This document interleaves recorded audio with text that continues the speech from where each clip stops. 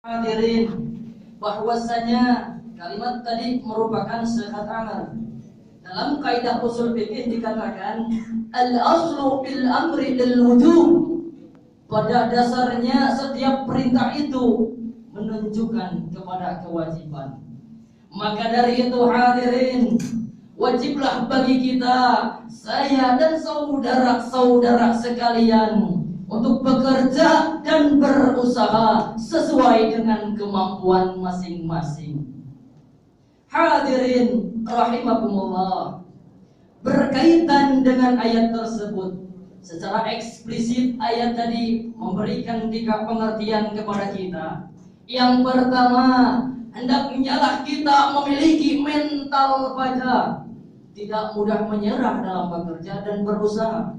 Sebab apa? Hasil kerja kita akan dilihat oleh Allah, Rasulullah, dan orang-orang mukmin. Yang kedua, hendaknya kita bisa memanfaatkan waktu kita sebaik-baiknya. Sebab apa hadirin? Sedetik saja kita lalai terhadap waktu akan berakibat fatal bagi kita di kemudian hari. Maka tak heran pepatah mengatakan, time is money. Waktu adalah uang. Al-waqtu athmanu min al-dhahab. Waktu lebih berharga daripada emas.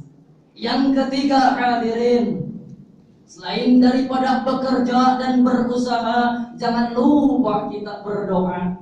Kenapa? Karena kita sebagai manusia hanya wajib bekerja dan berusaha, berikhtiar, sedangkan Allah lah yang menentukan segalanya. Betul? Subhanallah.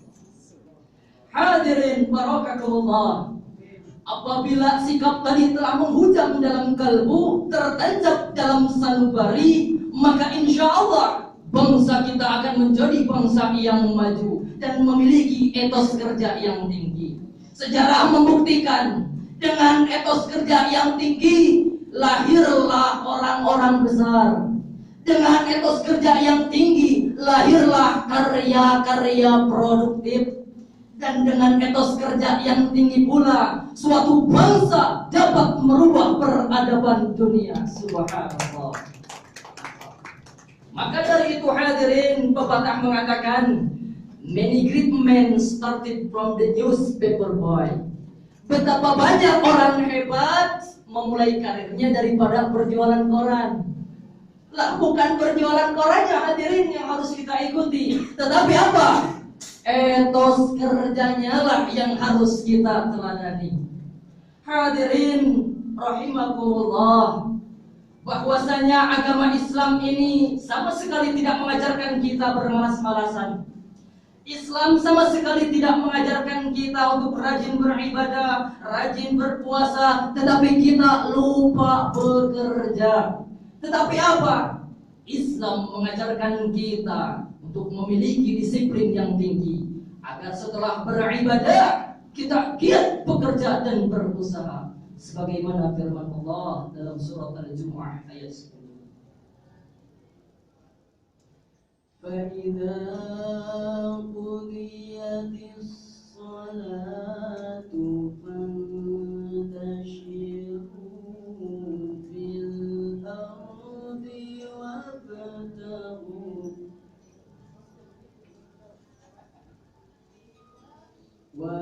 وابتغوا من فضل الله واذكروا الله كثيرا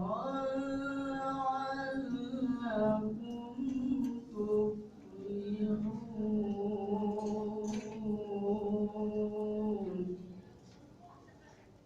Apabila salat telah dilaksanakan, maka bertebaranlah kamu di muka bumi.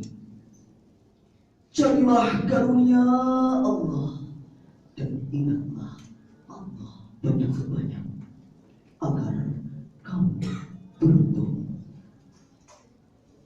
Khalid Abdurrahman Al-Aqi dalam Suhbatul Bayan li Ma'anil Quran menjelaskan, ay idza qudiyatis salatu tafarraqu litasarrufi bihawaijikum. yaitu apabila kamu telah melaksanakan sholat, berpencarlah kamu untuk memenuhi kebutuhanmu masing-masing. Inilah watak seorang muslim sejati yang menyeimbangkan antara ibadah ritual dan juga ibadah sosial. Rasulullah mengilustrasikan kepribadian mereka, hadirin. Rahbanu bil-lail wa barsanu bin-nahar. Di malam hari mereka bagaikan rahib-rahib yang rajin dan tekun beribadah. Tapi apabila fajar menyingsing, mereka laksana serigala yang berpeluh keringat, bersimbah peluh, mencurahkan segenap potensi diri untuk bekerja dan berkarya. Dengan konsep inilah, hadirin, Islam telah berhasil meningkatkan energisitas umatnya terdahulu sehingga mampu menguasai peradaban dunia. Lalu bagaimana dengan umat Islam sekarang, hadirin? Bahwasanya Dr. Ismail Sabri Abdallah, seorang pengamat dunia ketiga, beliau mengatakan umat Islam saat ini termasuk bangsa Indonesia merupakan bangsa yang terlemah, yang terbelakang, jauh tertinggal oleh negara-negara lain. Kita jauh tertinggal oleh Amerika yang ateis. Kita jauh tertinggal oleh Rusia yang cenderung komunis. Kita jauh tertinggal oleh Korea yang Konfusianis Taois. Bahkan kita jauh tertinggal oleh Cina dan Jepang yang Buddhis Taois. Nah, lalu bagaimana ini bisa terjadi? Jawabannya, hadirin, karena mereka memiliki etos kerja yang tinggi. Sedangkan kita bagaimana? Kita masih dililiti mental-mental apatis, pesimis, statis, bahkan mental-mental pengemis. Na'udzubillah tsumma na'udzubillahi min dzalik.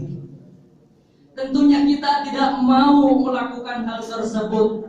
Kita tidak mau tertinggal oleh bangsa lain.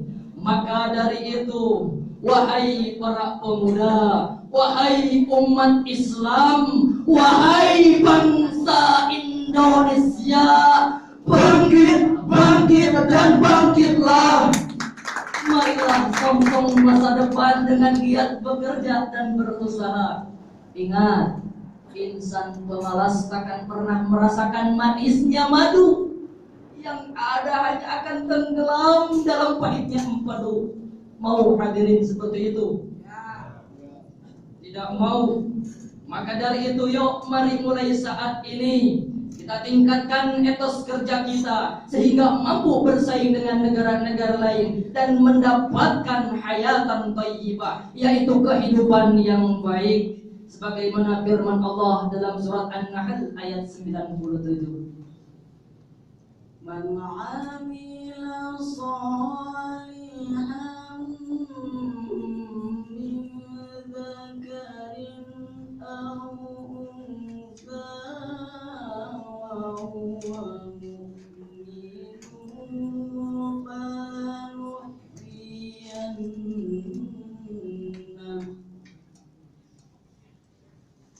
falanuhyiyannahu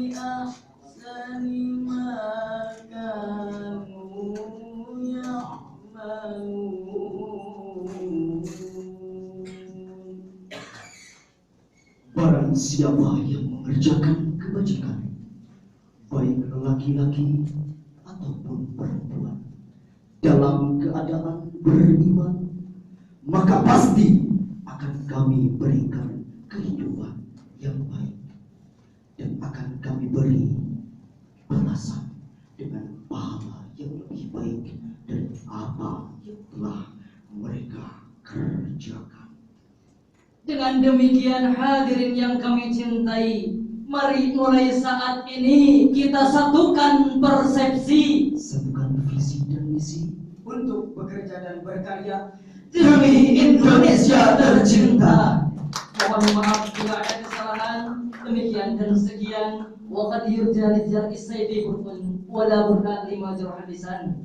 Apabila pedang melukai tubuh, masih ada harapan untuk sembuh. Tapi apabila lisan melukai hati, kemana obat hendak dicari? Wabillahi taufiq wal hidayah.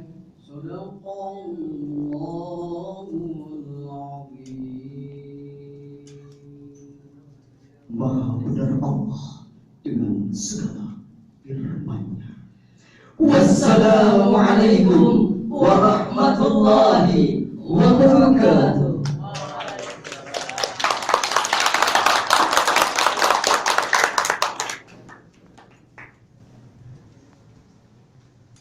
Subhanallah, Maha besar Allah.